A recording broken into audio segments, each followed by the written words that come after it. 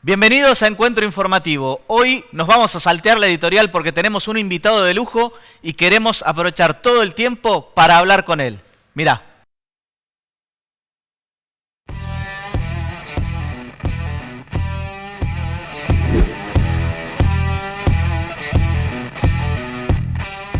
Ahora, no tenés por qué entender el peronismo, porque el peronismo es una construcción que arranca, como enseñó Evita, desde el sentimiento, después llega la razón. Entonces hoy va a ser muy difícil que eso se entienda. Siempre está solo, aunque esté acompañado.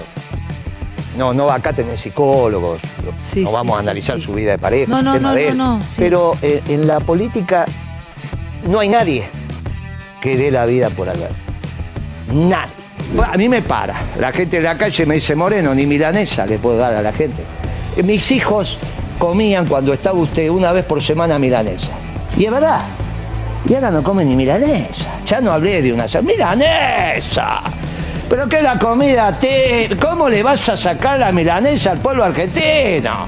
¿Para vos, Alberto, es peronista o es No, alfonsinista? si ya te lo dije, no es ¿Qué peronista. Y él dice que se motiva con los videos de Alfonsín. Imagínate vos un sábado a la noche, le decís, vieja, poné la pizza, traé la cerveza que vamos a ver a Alfonsín. Listo, ya está. Se terminó. En un mundo que falta, la oferta china, la oferta india, la oferta de la mitad del mundo. Sí, porque la pandemia. Vos querés generar demanda a través de la inversión. ¿En qué cabeza cabe, chiche? El presidente y el jefe de gobierno, que son amigos. Todos sabemos que son amigos. Y todos sabemos, aparte, que nunca trabajaron. Si vos no hablás con los dirigentes sindicales, no hablás con los empresarios, ¿cómo hacés para hacer economía en la Argentina? Es una cosa que es un absurdo. La economía es algunas causalidades que tenés que conocer, bastante sentido común que te da la vida y después haber interactuado en el sector privado. Es muy difícil, si no, bueno, de acá a 20 años, este muchacho con la experiencia que adquirió ahora, bueno, lo veremos.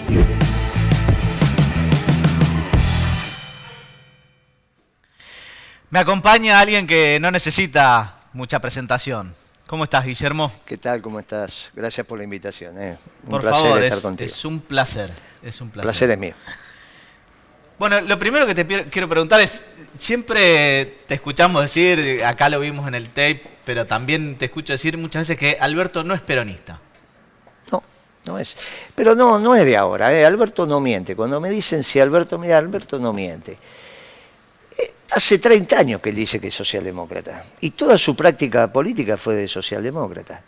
Hasta esta última tontería de decir que Bob Dylan le cambió la cabeza. No dijo ni Perón, ni Marx, ni Adam Smith, ni el Papa. Dijo Bob Dylan, con todo el respeto que nos merece, es un premio Nobel, cantante, autor, todo lo que quiera. Pero de ahí a decir que te cambió la cabeza. Bueno, es eso, Alberto Fernández es eso. Es eso que vos ves. Lo que pasa es que cuando Cristina lo eligió, y yo dije esa tarde, mira, eligió al peor, Moreno, qué exagerado. Bueno, ahora que lo ve me dice, che, viejo, te quedaste corto. Sí, este es peor que peor. Recuerdo que lo criticaste ya desde el momento que se anunció Pero la lo candidatura. conozco, no es que lo critico, lo conozco. Hace 30 años que lo conozco. Y yo sé lo que es. Y aparte, me tocó que fuera el jefe de gabinete. Él juró como jefe de gabinete el 25 de mayo del 2003. Y yo juré el 28. 3 días después, en una ceremonia, dijo, tomá el decreto, dijo debido, tomá esto. Y ahí arrancamos. Así que lo conozco, sé lo que calza. Pero lo conozco. Esto es Alberto Fernández. El que pensaba que era otra cosa, bueno, tenía una fantasía de Alberto Fernández. Y esta historia de por qué Cristina lo eligió, qué sé yo, ella lo escribió ahí, dijo, pero las características que puso fue de un vocero, ¿viste en esa carta pública que hizo? Recuerdo. Dijo, bueno, esas características son de un vocero, no de un presidente. Ahora, ¿por qué ella eligió así? Qué sé yo, no es problema de ella también, ¿viste? A esta altura del partido. Mucho lío tenemos con la Argentina como para andar resolviendo todavía las especificidades psicológicas. En su momento, como secretario de Comercio, tomaste algunas medidas, Algunas, si se quiere, drásticas o duras, pero el otro día estabas diciendo que el cerrar las exportaciones de la carne no servía. No, claro. Yo las abrí, las exportaciones. Yo no las cerré. Las cerró Felisa Micheli. Yo las abrí. La primera resolución que yo firmo, que es cuando pongo de vuelta en ejecución la ley de abastecimiento, es para abrir las exportaciones de carne. no para cerrar. Yo nunca cerré las exportaciones de carne. Porque ¿qué es lo que, en qué afecta cerrarlas o abrirlas? Bueno, es que no es la manera de administrar el comercio. ¿Cómo vas a prohibir que te compren? Sí, lo que tenés que hacer es incentivar que te compre. Y esto no va a ver, cerrar la exportación básicamente para presionar a que baje el precio de la carne. Sí. El efecto fue el inverso. Sí, porque no es esa la medida que tenés que tomar. Mirá, el animal, como todos sabemos, primero lo cortan al medio, es la media res. El animal es la res. Sí. Lo cortan al medio, media res. Así de fácil, ¿no? Bien. Después lo cortan en cuartos. Sí. O sea que cortás así y después así. Sí. Bueno, el cuarto trasero se exporta, el cuarto delantero queda en casa. Pero esto es fácil. Es lo que después dicen Alberto Fernández lo denominó a eso el modelo uruguayo. Y el modelo uruguayo no fue otra cosa que la copia del modelo argentino del 2006, que es la resolución número 1 que yo firmo. Sí. Lo que pasa es que cuando yo digo, pero es la resolución número 1, claro, la resolución número 1 que firmo yo, no es la resolución número 1 de comercio, porque yo la primera resolución por eso cuando la buscan no la encuentran. Me dice, Moreno, pero no la encuentro. Bueno, te explico por qué no la encontrás. La primera resolución que yo firmo no era todavía secretario de Comercio, porque no había salido el decreto de Kirchner cambiando las estructuras funcionales. Y yo la firmo todavía como secretario de Coordinación Técnica, de Regulación de la Economía y Defensa de la Competencia. Mira qué de tontería que era mi cargo. ¿Qué es lo que yo le digo a Kirchner? Mire, Kirchner, con esto no se puede hacer nada, esto se tiene que llamar comercio. El primer día me dice, hágalo. Pero mientras el expediente dio toda la vuelta, había que dividir incumbencias con Peirano, porque él tenía las negociaciones externas, y si no la Secretaría de Comercio también se quedaba con las negociaciones externas, y yo no era mi tema. Entonces, mientras se dividió todo eso, el expediente tardó un mes y aparte no era relevante. Bueno, finalmente, la primera resolución que firmo es la última que se firma con ese nombre en esa secretaría. Después, todas esas incumbencias pasan a Comercio Interior. Pero la primera resolución que firmo con el otro cargo, o sea que yo tuve 3. Sí. Comunicaciones, 3 años y medio. Un mes o por ahí esa secretaría que te acabo de decir, y todo eso después se llama Comercio Interior. Bien.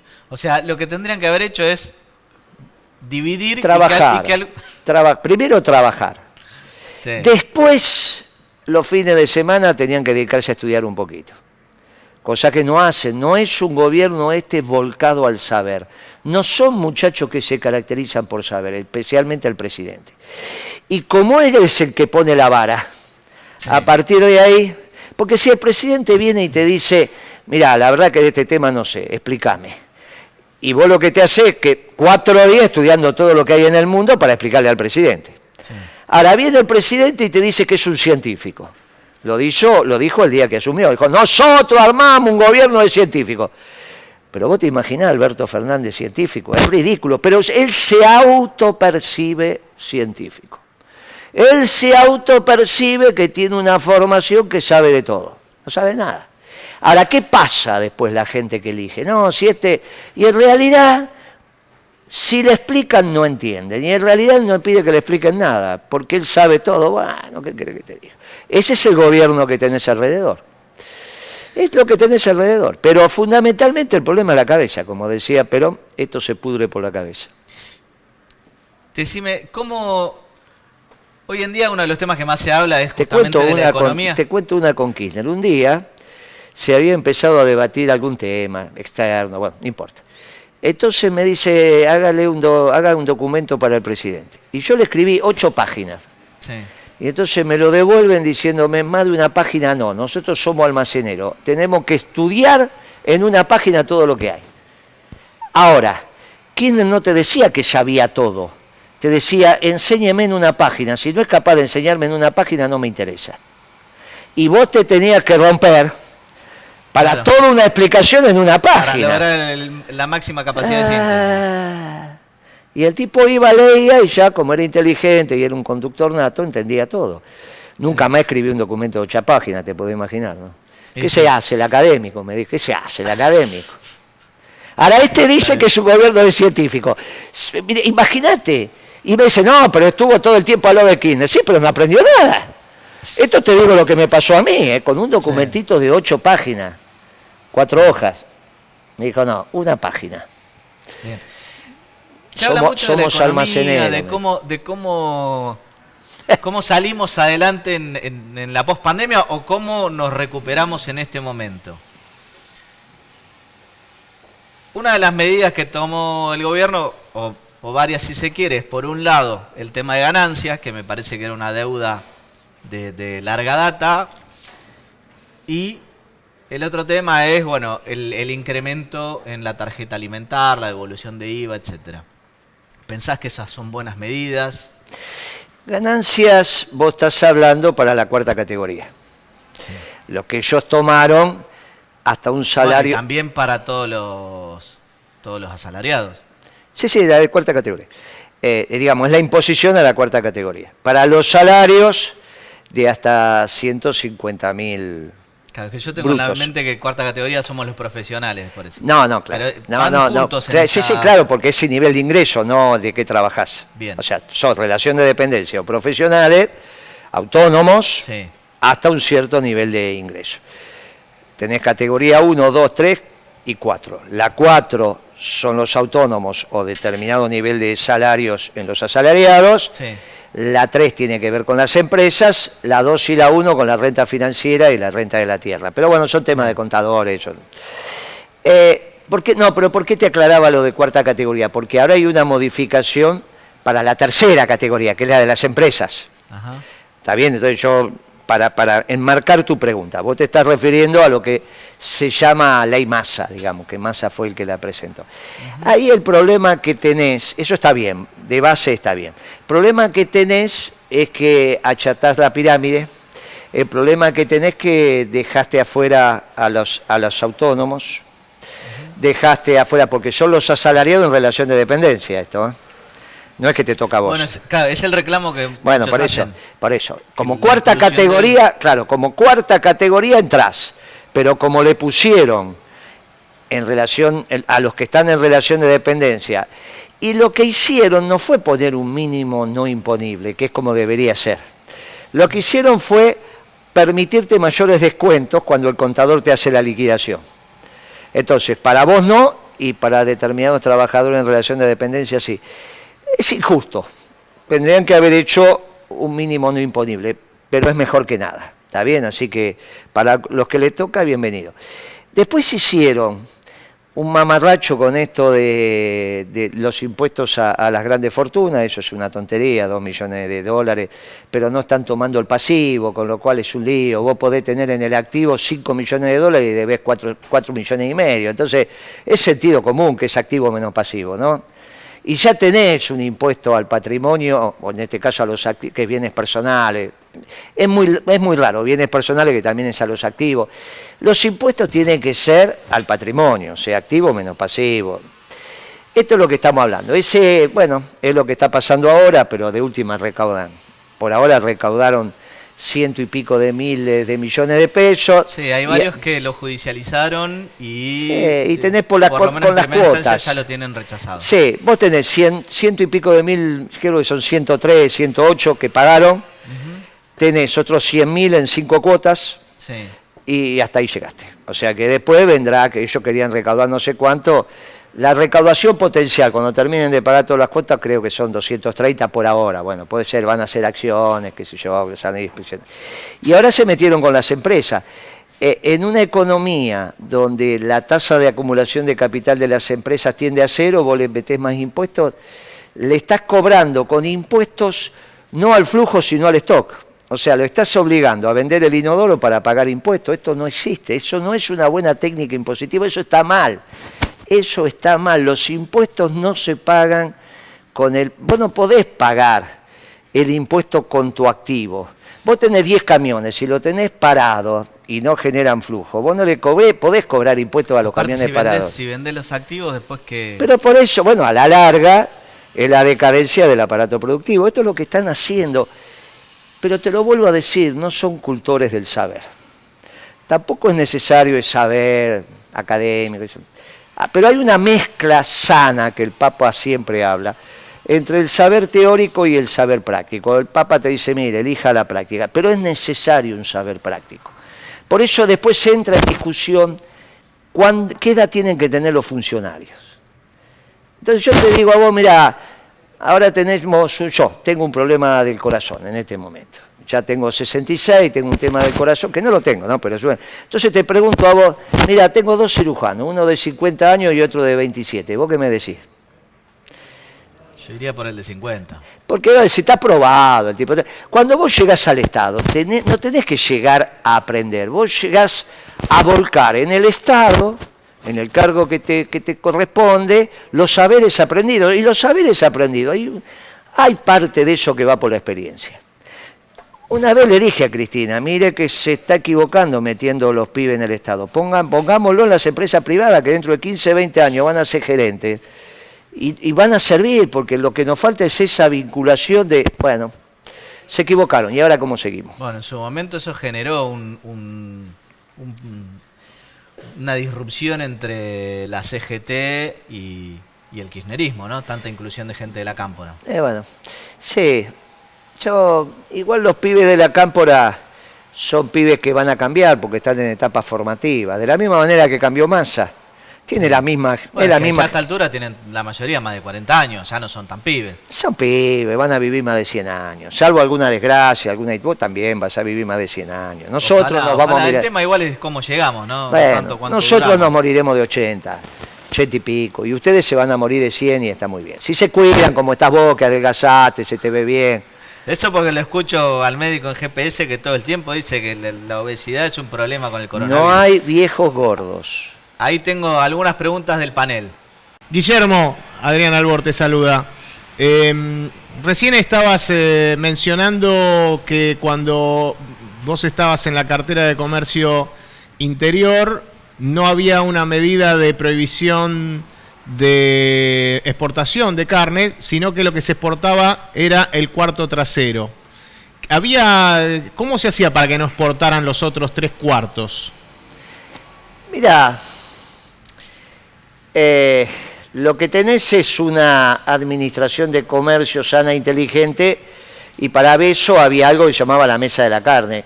Cuando vos generás acuerdos de palabra con el sector privado, se cumplen. No es normal que el sector privado te violente la palabra, ¿eh? Los negocios se hacen de palabra, che, te vendo esto, te compro esto, después se firma, pero primero te das la mano. Y la verdad que así funcionaba. Obviamente, cuando estamos hablando de los cuartos traseros, estamos hablando de los 2 cuartos, porque antes habíamos dicho que se cortaba la res al medio, o sea que cada media res vos tenías cuarto delantero y cuarto trasero.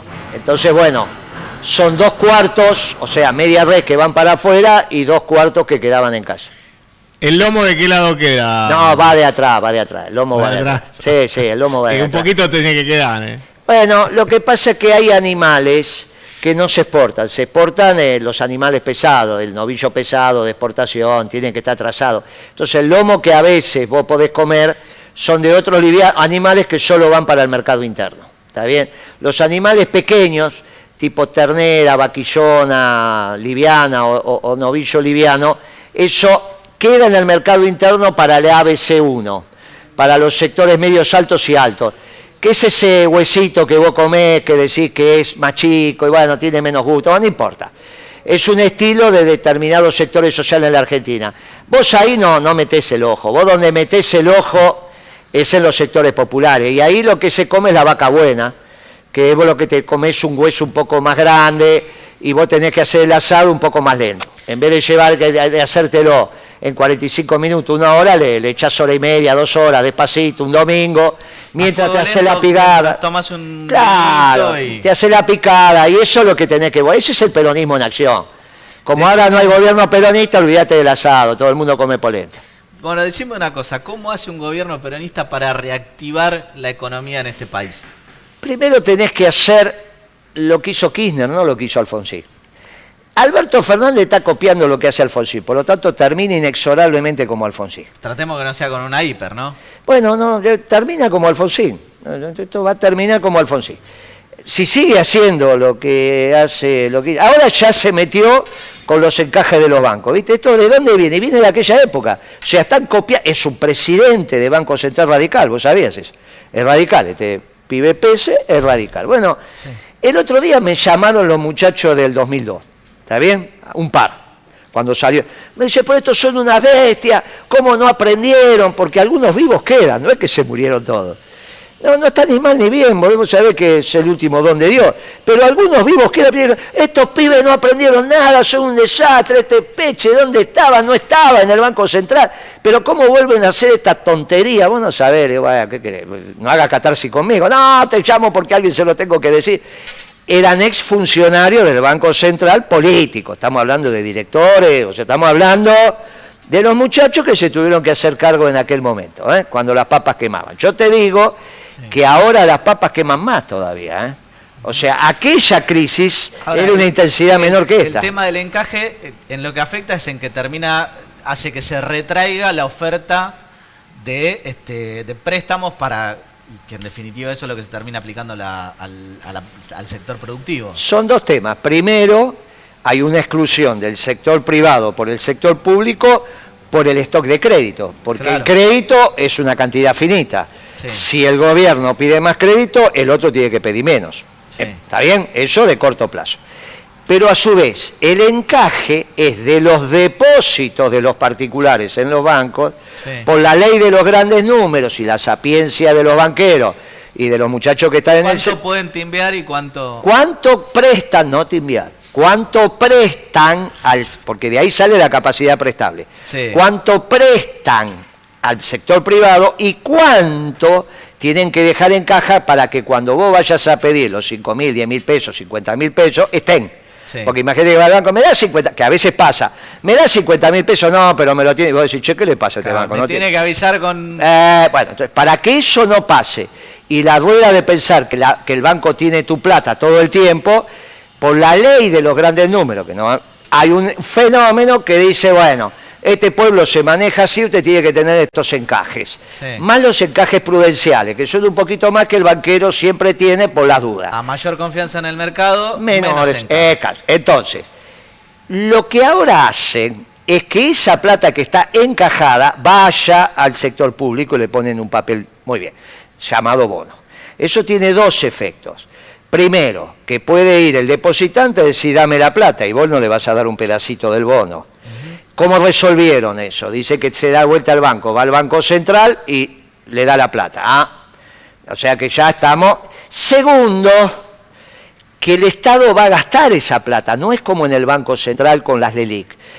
En el pasivo del balance del Banco Central, vos tenés una cuenta que se llama base monetaria, que es circulante más reserva, estos encajes que estamos hablando. Sí. Circulante, bien, eso es la cantidad de plata que está o circulando o plata hábil, que ya circula, pero que está encajada. Y después tenés LELIC, que se llaman pasivos remunerados, lo otro es pasivo no remunerado. Cuando vos tirás LELIC al mercado, sacás circulante. Por lo tanto, el pasivo te cambia la composición de no remunerado, que es la plata que emitiste, a remunerado, que son los LELIC. Pero el pasivo es el mismo. Cuando vos cambies eso y se lo des esa plata, ¿qué va a hacer el banco? El banco va y diga, deme la LELIC, y se la presto al Tesoro. Pero esa plata del Tesoro empieza a circular. Claro. Con lo cual es una plata que está en el mercado. No es que secaste la plaza. Esa es una variación importante en la política monetaria. Con lo cual, cada día se acercan más al precipicio, hasta que el último paso que den, como le pasó a Alfonsín, ya no tenés base donde pisar. O vos te pensás que Alfonsín se fue porque quería. Se fue porque era un fracasado, un desastre lo que hizo. Ahora, ellos piensan que se fue porque, no sé, que Ubaldi le hizo 13 paros, que esto... Muchachos, se fue porque Alfonsín era un desastre. En economía estamos hablando. Sí, claro. Después como padre, de eso yo no me meto. Como bien, padre, como marido, cómo cantaba la marcha radical, de eso no me meto. Yo digo que en economía... el discurso del 83 que fue muy bueno. ¿Cuál? ¿Cuándo asumió? No me gustó. No me gustó. No, a mí no me gustó. Yo soy radical. ¿Qué me va a gustar? ¿Que a vos te gustó? Bueno, ese momento épico, la vuelta a la democracia, en fin. Con Alfonsín, la épica fue la que hicimos nosotros para que vuelva, no Alfonsín, ¿eh? No, en esto disculpame un minuto. Alfonsín no es el padre de la democracia, ¿eh? No te comas esa de caramelo. Los padres de la democracia son los 30.000 detenidos desaparecidos, toda la familia destruida, todos los compañeros que estudiaron vivo al mar. No te equivoques, eso de Alfonsín no lo vi nunca, ¿eh? No te equivoques, ¿eh? Ese es un invento de los radicales. Es la Así única que les queda. No, está bien, pero de ese discurso épico de Alfonsín, no, yo lo valoro, el presidente legal y legítimo, pero el discurso ese no me gustó, no, para nada. Bien, tenemos una pregunta ahí de Agustín Galloso. Guillermo, ¿qué tal? Un gusto. ¿Qué tal? ¿Cómo estás? El otro día te escuché decir que sin economía pública no hay salud pública. ¿A qué te referías con esa frase? No dije eso, no. Sin buena salud no hay buena economía, que cuando... Yo no dije salud pública, no, yo al contrario, yo soy de los que creo que hay 3 sistemas de salud, el público, el privado y el solidario en manos de los sindicatos, y que los 3 se tienen que articular, y a los 3 los respeto, así que no dije salud pública. Si salió así la declaración es porque se transcribió mal, no. Yo dije, como buen socialdemócrata que es el presidente, en vez de armonizar entre la salud y la economía, eligió una. En este caso la salud. No le hizo caso a Carrillo, extraordinario ministro de Salud de Perón, que dijo, si usted quiere tener buena salud, tiene que tener buena economía. Pero bueno, Alberto es Alberto. Siempre elige algo. En vez de elegir el capital y el trabajo, armonizarlo, no. Elige un extremo. Bueno, es Alberto, es una cabeza que tiene. Muy particular.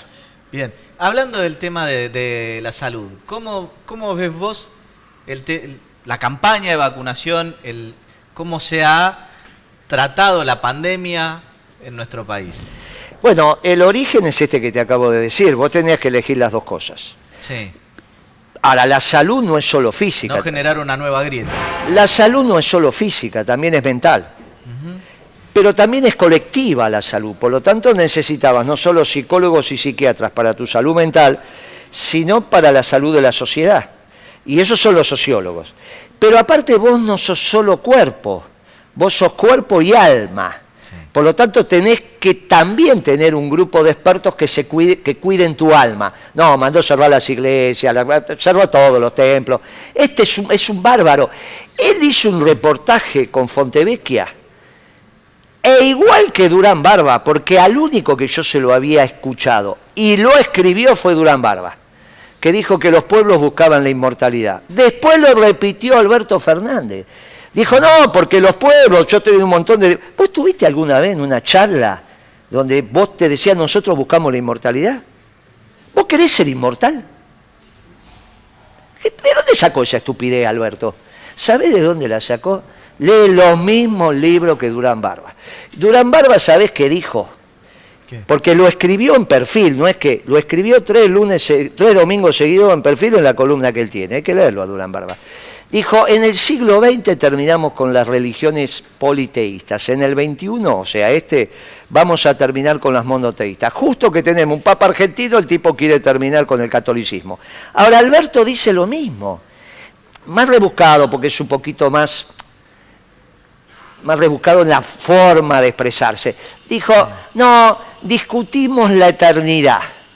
Yo desde los 14 años que hago, no estuve nunca en ninguna reunión política, desde los 14 años que lo hago, que hayamos discutido la eternidad, es el último don de Dios. Ahora, él, que seguramente, igual que Macri, viste que Macri no sabía hacerse la señal de la cruz y esto se hace, pero parece, él cierra las iglesias. ¿Quién te cuida el alma ahora? O sea, tenés el cuerpo enfermo y lo que te tienen que cuidar el alma no te la cuidan, tenés la mente complicada y los que tienen que estar no te la pueden cuidar, e hizo pedazos la economía. Porque de eso se tenían que ocupar los empresarios y los dirigentes sindicales, que es lo que hacen la economía. Decide correctamente comprar vacunas. Sí. Y le da el mandato a un médico. ¿Pero qué sabe un médico de comprar y vender? ¿Vos sabés lo que es negociar con el CEO de Pfizer? Pero vos te imaginás ese muchacho, vos le preguntás venga acá, CEO de Pfizer, venga, vamos a negociar. Vos le vas a preguntar cómo funciona la vacuna, no tiene ni idea. Él viene con uno y dice, ¿usted qué quiere saber cómo funciona? Pero que él le explica. Y entonces viene el tipo y te explica. Bueno, ahora conmigo vamos a hablar de billetes. A ver, ¿cuántas va a comprar? ¿Cómo me va a pagar? ¿Cómo va a ser? ¿Cómo va a ser la entrega? Y vos le pusiste un médico enfrente. Pero tenías que ir a Corrientes y Pueyrredón, poner una mesita, decir, a ver, vengan los expertos, que ahí en 11, viste que los tenés de todo tipo y color. de toda la... De todo. Y si no, de tu gremio lo llamaban a Chiche Henbull, viejo. Y sabés que sí, pero era obvio. Solo había que negociar. Pero tenés que tener a alguien que sepa. Alguien que entienda lo que estás haciendo. Alguien que se haya dedicado a comprar y vender. No, pusieron un tiburón, gerente general de Pfizer, a discutir con un médico. ¿Cómo terminó esto? Y terminó como terminó. Que te vienen a decir que te querían llevar los hielos continentales, que te querían llevar... de tonterías. Como si el único en el mundo que yo conozco, no sé el secretario general del Partido Comunista Chino, pero no creo, el único que el único monarca absoluto que puede vender las propiedades con su sola firma, ¿sabe quién es? El Papa. Es el único. Ahora, andá a ver si firma eso el Papa, antes que firme eso, mamita. Entonces, es una cosa loca lo que dice Alberto Fernández. No, porque me pedía, ¿a vos qué te van a pedir? Si lo que vos podés hacer está arreglado en la Constitución. Pero dicen cualquier cosa. ¿Y eso que estudió? ¿Vos pensás que estudió Derecho? Quiero creer que sí. Muy bien. Tenemos una pregunta ahí de Adrián Albor otra vez. Guillermo, a grandes rasgos, ¿cómo crees que se debería haber manejado la pandemia para equilibrar, armonizar la cuestión económica con la cuestión sanitaria? Mirá, para marzo vos tenías 21 millones y medio de personas, que es lo que conforman la población económicamente activa. O sea, todos aquellos que trabajan o que manifiestan voluntad de trabajar. Al manifestarla pueden conseguirlo o no, por lo tanto esos serían los desocupados o subocupados. Después venís con una serie de especificidades, pero no importa. Población económicamente activa, todos los que manifestaron su voluntad de trabajar, sea que realizan su voluntad, sea que no la realizan, a tiempo parcial o de tiempo completo que no pueden trabajar, subocupado o desocupado. Esos son 21 millones y medio. Ya para marzo tenías 3 millones que no estaban trabajando, 3 millones y medio que no estaban trabajando, te quedaban 18 millones. Alberto, con la medida que tomó, dejó 4 millones y medio. Y era obvio que se te caía la economía como un piano, porque si la gente no puede trabajar, ¿quién produce los bienes y servicios? Mandrake el mago, ¿quién lo va a producir? ¿Qué se piensa? ¿Que se hace por generación espontánea? Que una tuerca y una tuerca macho y una tuerca hembra y entonces se juntan y sale una tuerquita. ¿Pero qué les pasa? Alguien lo tiene que trabajar, alguien lo elabora. El acero, alguien lo produce. ¿Pero qué les pasa?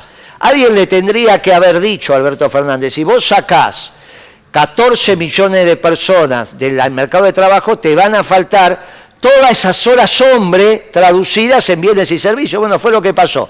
Por el otro lado explicó que iba a regalar plata. Bueno, ¿y qué tiene que ver? Vos regalás plata, pero no están los bienes. Entonces lo que te termina pasando es que si con esa plata vas a buscar los bienes que no están, lo único que tenés es inflación. Bueno, que fue lo que pasó. ¿Qué tendría que haber hecho? Y por lo menos dejar 10 millones de personas trabajando. ¿Eso era difícil? No, era muy fácil. Simplemente había que pensar un poquito. Guillermo, este año hay elecciones y me gustaría saber qué es lo que vos vas a hacer. Mirá, los compañeros me han pedido que encabece la lista de diputados del peronismo. Para eso construimos un partido que es Principios y Valores, que es la expresión electoral del movimiento peronista. Dejó de ser el partido justicialista porque está intrusado por un socialdemócrata, que es Alberto Fernández. Él confesó ser socialdemócrata, pero por el otro lado, también en ese mismo reportaje dijo que era hora que el peronismo se incorporara a la Internacional Socialdemócrata. Pero es que nosotros somos la antítesis del posmodernismo. La socialdemocracia y el posmodernismo en términos filosóficos se tocan, bueno, obviamente son la expresión política, una de las expresiones políticas del posmodernismo. Nosotros somos unos clásicos, no tenemos nada que ver con eso. El problema de Alberto Fernández es que no estudió ni lee. Piensa que el peronismo en realidad es como los radicales, una estructurita que un día va para acá, se puede hacer una alianza con los progresistas, después hace una alianza con los gorilas de Macri. Muchachos, nosotros somos el movimiento peronista, somos una causa nacional, estamos para transformar la Argentina porque es injusta. Nosotros de verdad que queremos hacer la revolución. No hay ninguna manera sino de hacer una sociedad justa, defendiendo el derecho de propiedad, con el modo de producción capitalista. Eso Perón lo explicó hasta el cansancio cuál era el rol del Estado. Lo único que hay que hacer es leerlo. Ahora, cuando vos lo lees, eso es ser peronista, no cualquier cosa. Entonces ahora dice, no, yo soy socialdemócrata y puedo ser presidente del Partido Justicialista. O podría ser presidente del Partido Comunista, podría ser presidente del Partido Radical, de cualquiera. A él todos los colectivos le vienen bien. Bueno, lamentablemente se sumó en y tenemos un lío bárbaro. ¿Qué hicimos los peronistas?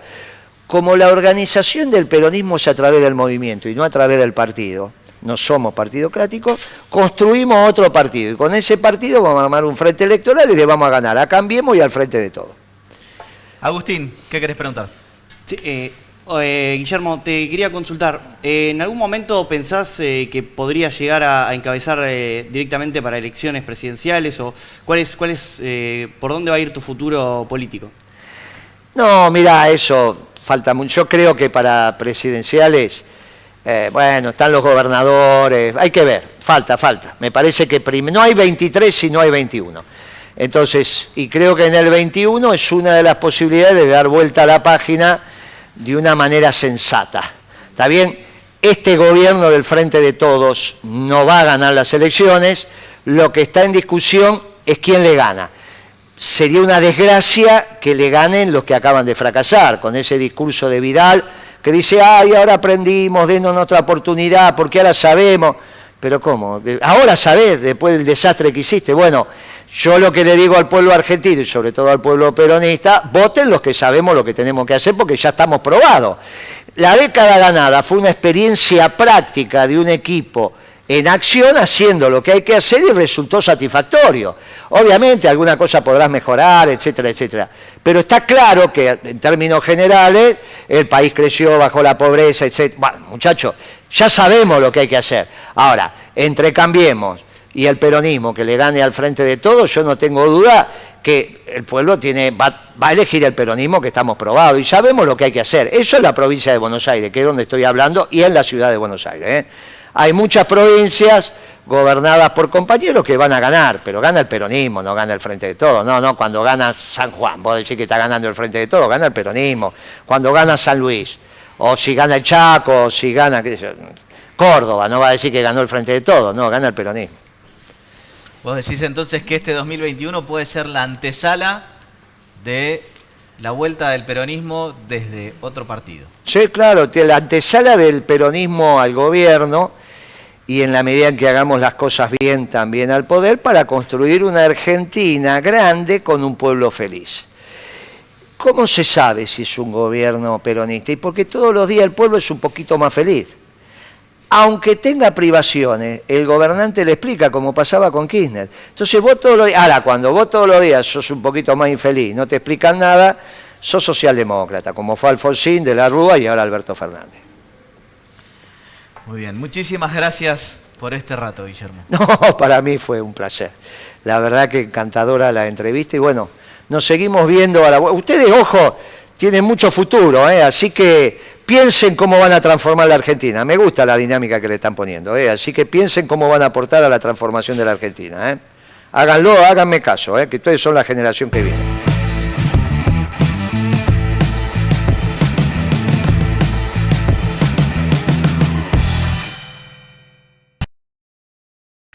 Hoy lo tenemos a Jorge Alfonso por Zoom, porque está con alguna nana. Así que, Jorge, vamos a ir directo al grano.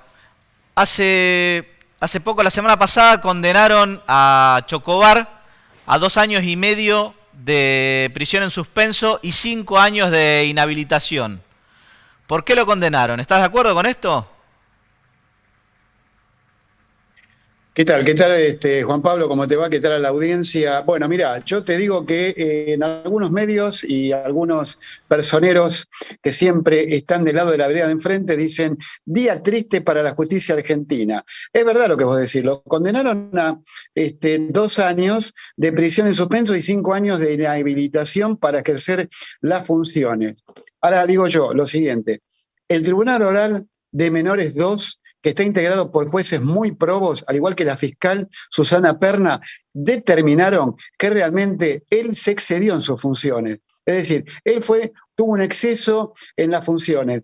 Es decir, fue más allá de su deber y de su obligación como funcionario policial, porque en toda causa penal siempre tenemos segmentos que tenemos que evaluar. Y en este caso, lo que determinaron los jueces, que él cometió un crimen, que él cometió un asesinato y que él cometió un exceso en su legítima defensa de tercero. Por algo lo condenaron y no tuvieron la acogida favorable de lo que había pedido en su momento la defensoría de particular del doctor Soto, un desprestigiado abogado penalista también, yo lo conozco, amigo tuyo, amigo nuestro, pero entendió el tribunal que realmente hubo exceso en lo que fue la legítima defensa. ¿Por qué? Porque calificaron de homicidio agravado en comisión con un arma de fuego cometido con exceso, en cumplimiento de un deber. Entonces, por eso le aplican. La fiscal, ojo, que había pedido 3 años. El tribunal fue un poco más atenuado en su calificación. Pero tenemos que ver cuáles quizás fueron los detalles. No hablemos de la querella de Cuca, que la querella de Cuca pidió directamente una perpetua, ¿no? Así que, bueno, yo creo que Chocobar y se excedió realmente, porque si nosotros vemos, no estuvimos presentes en lo que es la tomar vista del expediente, pero sí sabemos realmente como abogados, y que trabajamos en esto, que hay un segmento de tiempo que en el cual uno puede traspolarlo, y él lo traspoló, y justamente, más allá de que si la bala pegó en el piso, rebotó, le dio por la espalda, Jorge, escúchame, entraron tantas o cuantas balas, hubo un segmento. Decime. Te quiero preguntar otro tema. También se conoció la sentencia en la que absolvieron a Paola Córdoba y a su hija Milagros por el homicidio de Alberto Nayaretti. ¿Vos pensás que esta sentencia... Bueno, mirá. Decime, dale. Esta sentencia realmente, es un hecho trascendental en la Argentina y muy importante para todas las mujeres del país, porque reivindica al Estado con la justicia.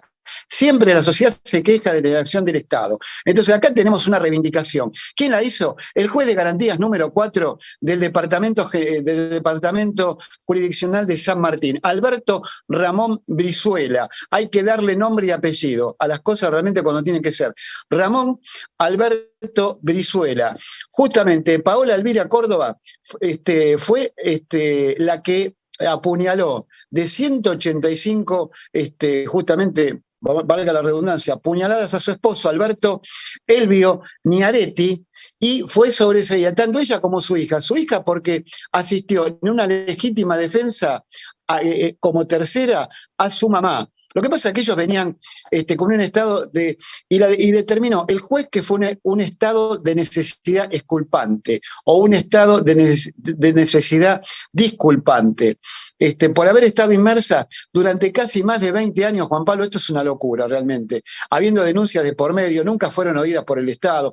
El Estado nunca se preocupó por ella, porque había una extrema violencia física, vos sabés que la violencia física es psicológica, emocional, económica, simbólica y sexual. Él la mandaba a la ruta 8 a que se prostituya. Ella no quería saber más nada. Y en el interín, minutos antes de que ocurra todos estos 185 puñaladas, él le dijo, cuando vos te duermas y cuando nuestra hija se duerma, yo las voy a matar a las dos. ¿Y qué hicieron ella? Ante un hecho inminente de riesgo, le agarró una locura, llamarle una especie como que se liberó los frenos inhibitorios, no comprendió la acción, que realmente fue así, le aplicó en un estado de locura totalmente. ¿Vos pensás que este fallo hubiera salido así si no fuera por todo el movimiento que se inició el 3 de junio del 2015 del Ni Una Menos? No, yo creo que realmente Cuando nosotros decimos que hay una inacción por parte del Estado, una inacción por parte de las instituciones, hay una inacción por parte de la justicia, yo creo que realmente el juez se puso en lugar de las mujeres, se puso en lugar de esa gente. Yo siempre digo que hay que ponerse en lugar del otro. Vos, Juan Pablo, te ponés en lugar del otro, yo me pongo en lugar del otro, lo que trabajamos en conjunto nos ponemos en lugar del otro y comprendemos al otro. ¿Comprendieron lo que no comprendió previamente?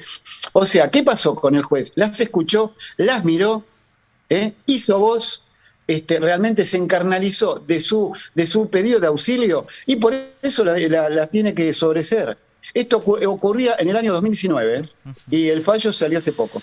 Muchísimas gracias, Jorge. Claro, espero que obviamente, te mejores y nos vemos la semana que viene. Dale, un abrazo grande a vos, a toda la producción y a la audiencia. Que tengan un feliz día. Antes de pasar al siguiente tema, déjame que te dé un consejo. ¿Querés dejar de alquilar? Con el método de construcción en seco, Steel Framing, de EcoUrban, podés hacerlo mucho más rápido y más barato. ¿Qué estás esperando? Contactate con EcoUrban.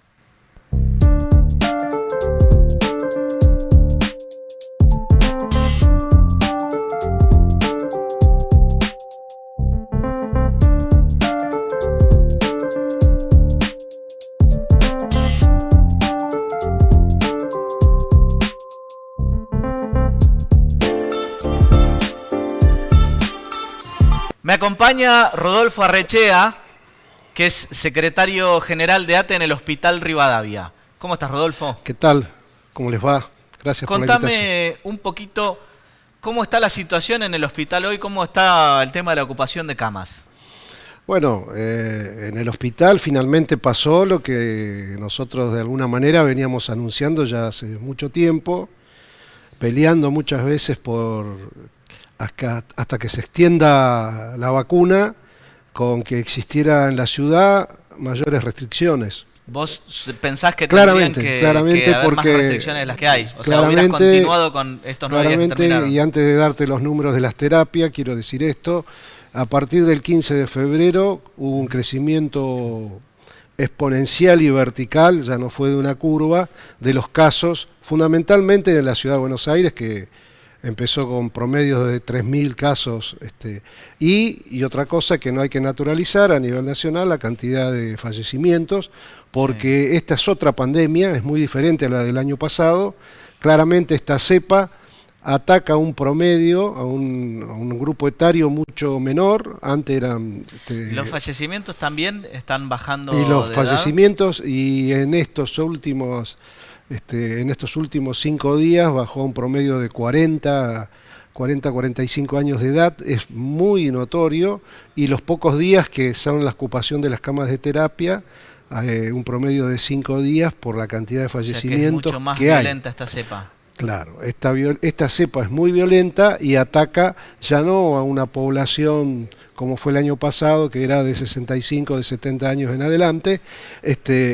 Bueno, hoy, hace 2 semanas atrás, hablábamos dónde había camas, qué camas quedaban libres. Hoy podemos decir que en las últimas semanas tenemos en la mayoría de los hospitales generales de agudo, que es donde se atiende a los pacientes COVID, tenemos en el Rivadavia las 22 camas de terapia, que están divididas en 2 zonas, están todas ocupadas. Las 5 camas de los boxes de la guardia que tienen respiradores están todas ocupadas, y todas con pacientes COVID. Sí. En el Ramos Mejía, 19 camas de terapia intensiva, eran 16, queda una sola cama libre al día de ayer. Sí. Al día de ayer, que es probable porque esto es muy dinámico. Después, sí, bajó la cantidad de casos, dio resultado. Tuvimos estos 9 días de una cuarentena más parecida a la fase 1, si bien no fue exactamente igual. ¿Bajó la cantidad de casos que se vienen registrando? No, a ver, mi rol en en el tema de la pandemia, en lo que yo hago a través de la Coordinación Nacional de Salud, es justamente este tema, que es: todos sabemos y es no politizar la discusión de la pandemia, de cómo hay que encararla. Todos sabemos que la pandemia en el mundo a lo largo de la historia se vencieron con las vacunas. 300 millones de muertos desde 1850 alrededor por la viruela, provocó a todo el planeta. Cuando apareció la vacuna, hoy es cero. La poliomielitis, había 30.000 casos en la ciudad de Nueva York, aparece la vacuna en mitad de año de 1952, al año y medio bajó a 3.000 y hoy es algo que la humanidad ha superado, por suerte. Entonces, ¿qué es lo que va a derrotar a este virus? Claramente es la vacuna. En el mientras tanto, sabemos que el tema es la restricción. Claro que hay una dicotomía entre entre la salud y la economía. Ahora, sabemos que no alcanza. ¿Por qué? Los economistas sostienen que morirse de hambre también es morirse. Es morirse. Entonces, si es por COVID o por hambre, finalmente la tragedia es que uno se muera, hay que evitar. Ahora, también hay que evitar porque estamos ante una situación gravísima que hasta hace unos días, 8 días, 10 días, era en el AMBA. Ahora ya está extendida al resto del territorio. Y en la ciudad de Buenos Aires tenemos las dos potencias que se juntan, que es que se actúa en red los hospitales y que también en esta pandemia se actúa en red junto con los sanatorios y clínicas privadas, que tenemos los dos sistemas colapsados. Es el término. ¿Qué quiere decir? Que prácticamente todas las camas están ocupadas. El Gutiérrez tiene sus 16 camas de terapia intensiva y estamos hablando hospital de niños con 2 chicos respirados. Tenemos el hospital Argerich, que se llama no terapia, sino áreas críticas, porque le anexaron áreas que se transformaron en terapia intensiva porque están equipados con respiradores, las 55 camas ocupadas. Entonces, estamos en una situación que realmente uno la tiene que abordar desde el rol que le toca. En un momento se va a agotar una cosa vital que es tan importante como la cama, para mí mucho más importante, que es el insumo que somos los trabajadores de la salud, que desde el 20 de marzo del año pasado hemos sufrido. ¿No te tomaste vacaciones? Claro, no hubo vacaciones, no tuvimos licencias por estrés, todo lo que tiene que ver con el descanso quedó reducido a un sistema de rotación que fuimos implementando para evitar los contagios. Y con respecto a los otros insumos, que yo escuché en el último tiempo que había faltantes de determinadas cosas, ¿cómo están en este momento con esos insumos? No, la verdad no hay faltante, es una situación crítica, pero que no está faltando oxígeno, no está faltando todo lo que tiene que ver con lo que se utiliza para la práctica médica dentro de las terapias. Eso no está pasando. Yo antes de venir acá al programa estuve hablando con el jefe de emergencia y del hospital, y él es jefe de terapia en varios sanatorios importantes. Esto no está pasando. Sí tenemos que ver que nos preocupa que también hay contagios entre el personal vacunado.